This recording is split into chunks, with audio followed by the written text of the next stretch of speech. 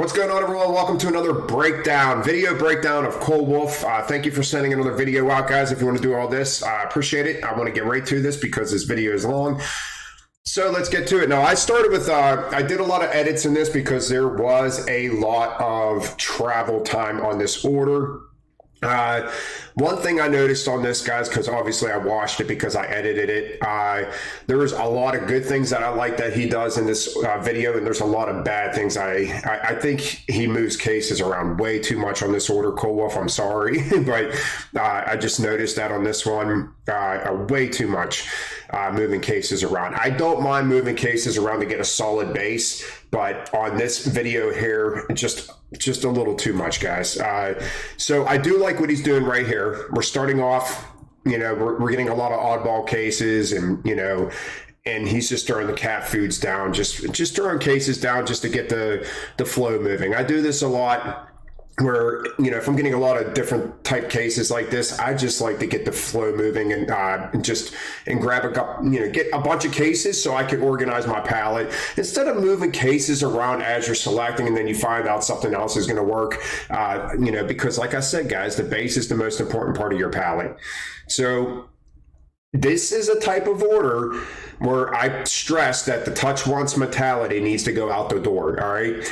When you have bigger cases and you have more solid cases to work with, then you're good to go. Now, we're basically forming slightly a small case base. I mean, we are getting nice big cases, which these cases also are a little slippy. Now, you're going to see whenever he starts putting cases on top, the cases are going to start sliding around. There's nothing really you can do with that. You know, when you have these cases as a base, it is what it is. You just got to do what you got to do. I like the fact that we're putting the Hawaiian punches on the back corner. If I want anything to be on my back of my palette, I want it to be boxes, cases that are not going to slip around. These cases here, when we're starting to drive with our jack, we can focus on these cases to see if stuff's going to fall off of it. But the back of the palette we cannot see. So I like the solid boxes going across the back so we know those are not going to slide off the palette. Now, I'm taking it this was a two palette order and he stacked this first. And I also do want to say this too, guys. This is probably not exactly how he would stack because he starts stacking stuff on this palette a little bit later, but he's doing this for the sake of the camera like I used to do. I used to stack on the back of my palette and stack up so you guys could see it for the sake of the camera. So he did this on this last order too. Me, I'm that type of person. I like to space out my base. All right. I like to keep this Hawaiian punch nice and centered. I just like those even spaces going through so I don't have too big of a gap. Now, see, we're starting to form. So I did miss here. He took this whole entire tower of cat food and stuck it into the middle of the palette, which is great. I love that. You know, get it out of the way. And we're starting to conform our base. Now, see how we're focusing on the perimeter of our palette, staying nice and solid with the perimeter of the palette, and then the middle is where we want our unsturdy cases, which was the tower of cat food that he put in there. He had to hook something, although we do have a case that's sliding. So you can call me a liar on that one. That case is still sliding, but once we get some weight on top of them, they shouldn't move as much.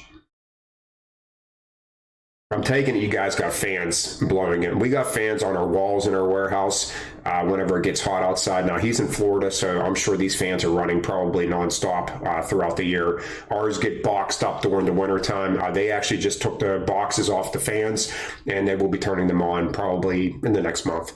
It's still cold up here. I'm in Pittsburgh, and it was 80 for a couple days, and we went back down to the 40s and 30s. So this is why, you know, I'm still freaking with the damn sinuses. This is why we up here in Pittsburgh get sick all the time. We get head colds and stuff because around this time of the year, 80 degrees and back down to 30. Now, I love this, guys. What do I tell you? Just because you have the same size box, I actually just said this on one of my orders recently. I had two big boxes and I didn't want to keep them together because I don't want a small corner. So I kept them on the corners because whatever's in the middle, it doesn't matter. I'm going to keep this nice and level going across the whole back.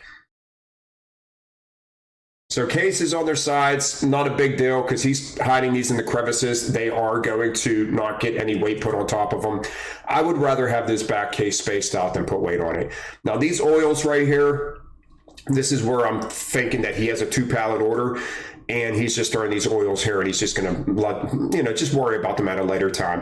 And he turns this around. Guys, I think it is important, especially as a base. These oils on this side of the box are very weak. You heard me say this in previous videos. I always face these open parts in. All right, nice thick case on the corner. I like that. Nice big case on the corner.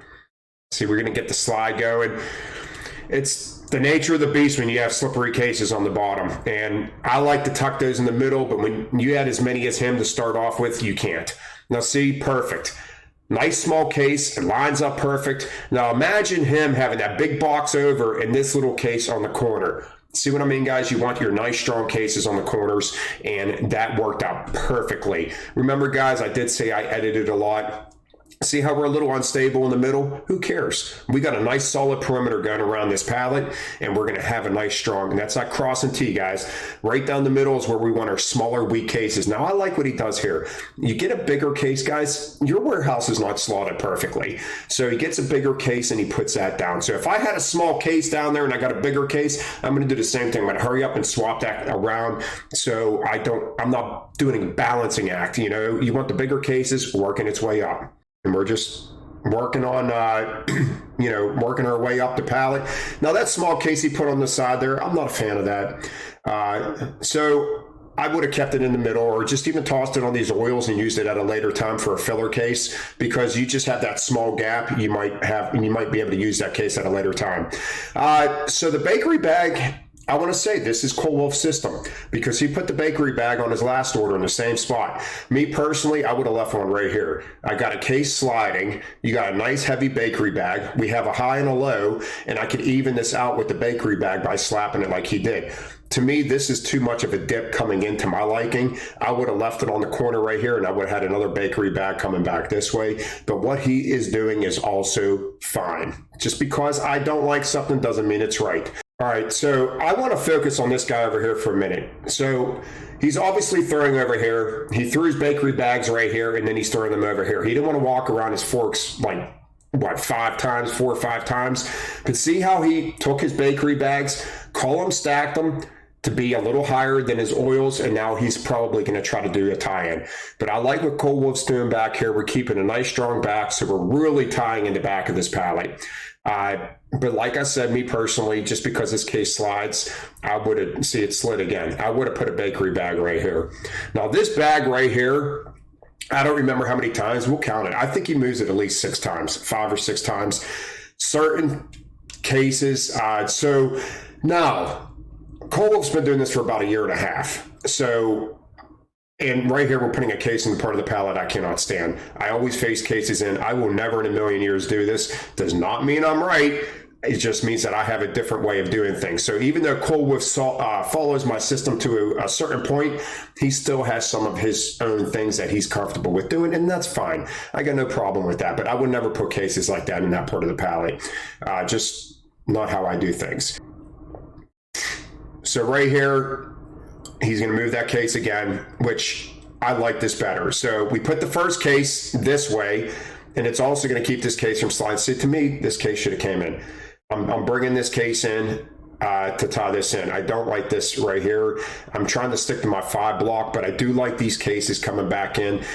Right here, now I don't know what that case is serving the purpose over there, but it would have been nice to put in the middle right there. So we're going to move this case again, and I actually like this move right here. So we're going to take these charcoals or flat, whatever these are, and we're going to put them right here to tie in this corner. It's going to definitely be a good thing. All right, so like I said, a lot of travel time on this order here. And guys, that's the difference between warehouses. The last one we seen, I don't remember if he had a lot of travel time on that one as well. I don't remember editing as much as I did this time. See, that's probably about the 4th, 5th time already we moved that blue bag. Too many times, way too many times. What I was going to say is for new selectors. All right, if you are brand new and you're on your probation weeks, this is how you should be selecting. You should be selecting like this, moving cases around and getting used to a rhythm. I think Cole Wolf is getting a little too much Warehouse Series Tim problems going on there. He wants his palette to be perfect, and I commend you for that. You know, I really do. But I'm going to point certain things out that you know, that hopefully help you guys speed along a little bit better. But for new selectors, I like the movement of the cases, because you need to learn what works. And once you learn what works, see, we got to be on number 6 already. About 6 times we moved that blue bag, just too many times. You know, I don't mind moving it twice. That's usually when I say touch once mentality, when I'm building these type of orders. Once again, guys, I lose focus all the time doing these videos. I don't know why, but we don't need to worry about me. We're just watching this anyhow. What you got to do is hear my voice. But 2 times is probably the most I move a case. Every once in a blue moon, I might move a case 3 times, and that's it. But as you can see, moving up his palette, nice and level. He builds really well. Just sometimes just does things a little differently than what I would. All right, so these big bags, if you have these big bags of dog food, always stick them on the length of the pallet. Never go the width, all right? Because when you put these big dog food bags the width, you leave yourself a little corner. There is nothing that's going to work, all right? So one thing I like to point out here is the top of these bags are always more slender than the bottom. Look how thick the bottom is, and look how slender the top is. I always face the tops of my bags inwards. So I got the thick part on the outside and the slender part on the inside. Once again, guys, see, I'm the same way. I'm very particular on how I build. You know, but all my bags, now this bag's not as bad, but the Meow Mix is. It has that, it flattens out to see, like right here, see, he has that top facing in. It gets slender towards the top. I'd rather have those facing inwards instead of outwards. Some of them are really bad. I mean, some of them are really bad. So if you're facing outwards, you can give yourself a problem. So as you can see, guys, I fast forward. I tried to keep this around 15 minutes. I always try to keep, I like to try to keep these video breakdowns at least 15 minutes so people could watch them. If you want to watch his full video, go on Discord and go to Discord selection, whatever the heck I named that tab, it's at the bottom. He put the full video on there if you want to hear him talking and see how he goes about doing things. And guys, this is why it's important to get those bags level, because we have the same thing in our warehouse where we put boxes on top of bags. And if your bags are not level, you are going to give yourself some problems when you come to the box part. Now, I would have used this, but I don't mind him doing this. You have, guys, I always say if you're having a problem with a case, just move on. You know, just throw it to the side and move on. Every time I have an empty pallet, or I'm building one pallet at a time and I get a case that's giving me problems, it goes right here until a later time. It's out of my hair. I don't have to worry about it, and I could just put it whenever I find the time to fit it.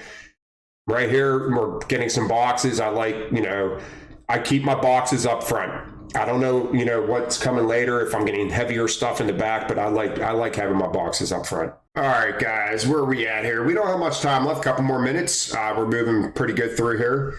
Once again, it's a big dog food bag. I do like it up in that corner, so this is probably a move that I probably would have done. He already got a big dog food bag back here, and this is just going to give that corner nice and solid. I probably want to move the box. Like I said, I just think on this order, just a little bit too much movement. But I do like to see how we're calling, guys, crossing T right there. All right, we got a nice level corner now. I'm going straight down the middle, keeping all of our small cases in the middle, small skinny cases with our big cases pointing in. It's exactly how I would do this pallet. Nice big, I love it. Nice big case on the corner facing in. I'm not taking away anything from his pallets. He builds really nice pallets. I just think on this order specifically, he just touched cases a little bit too many times. Now we're topping off our pallet. We're just pretty much done right here, guys.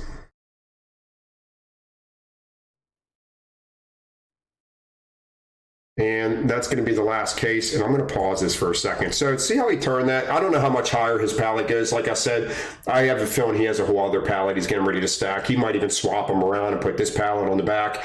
Once I get to the top of my pallet, I'm not so much worried about keeping my line. I will, start pushing that in, because this slippery case on the outside driving might fall off. So I might even just tuck it against a brawny. I'm not too worried about keeping that line once I get to the top. But guys, when you're starting off with these slippery cases, you're going to have the problems that he had. He was sliding around, and then we got nice tie-ins all through this pallet, keeping our small cases. See, a little slight lean. That's why that's nice to be there. Now picture this on the corner and a big box in the middle, like a lot of people like to do it. So not too many things, just moving cases too much, and then he always sticks a case in that part of the pallet I don't like. All right, guys, that's the end of the video. Another breakdown of Cold Wolf. If you are interested in doing that, please, send me a link of your video, and I will, edit it, and I will review it, or whatever you want to call it, do a video breakdown. So that's it for today, guys. I'll see you next time. Have a great day.